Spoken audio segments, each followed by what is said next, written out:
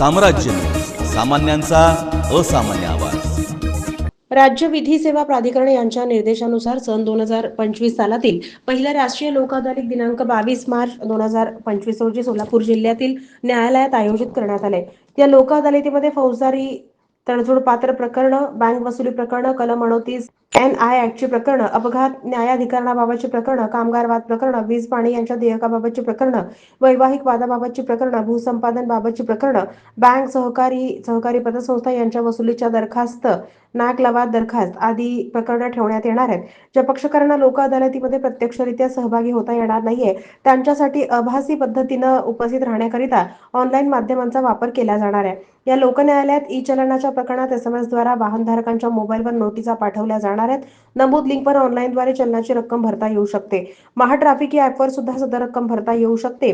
या व्यतिरिक्त महाराष्ट्रातील कोणत्याही जवळच्या वाहतूक शाखेमध्ये जाऊन सदर रक्कम भरता येऊ शकते। धनादेश न वटलेल्या फौजदारी प्रलंबित प्रकरणांमध्ये धनादेशाची थोडी रक्कम भरून प्रकरण निकाली काढता येणं शक्य होणार आहे। धनादेशाची रक्कम एकरकमी देता येणं शक्य नसल्यास ठरलेल्या रकमेचे हप्ते बांधून घेणं शक्य होणार नाहीये।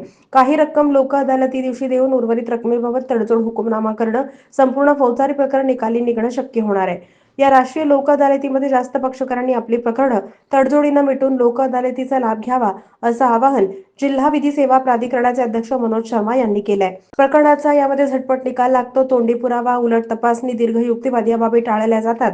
लोक न्यायालयाच्या निवाड्याविरुद्ध अपील नाही, एकाच निर्णयात कोर्टबाजीतून कायमची सुटका होते।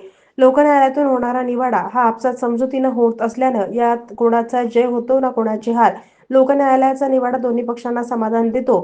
परस्पर संमतीनं निकाल होत असल्यानं एकमेकातील द्वेष वाढत नाही, कटुता निर्माण होत नाही। न्यायालयाच्या हुकुमनाम्याप्रमाणेच लोक न्यायालयात निवाड्याची अंमलबजावणी न्यायालयामार्फत करता येते। होणारा वेळ आणि पैसा दोघांचीही बचत होते। लोक न्यायालयात निकाली निघणाऱ्या प्रकरणांमध्ये कोर्ट फीची रक्कमही कायद्यानुसार परत घेता येते।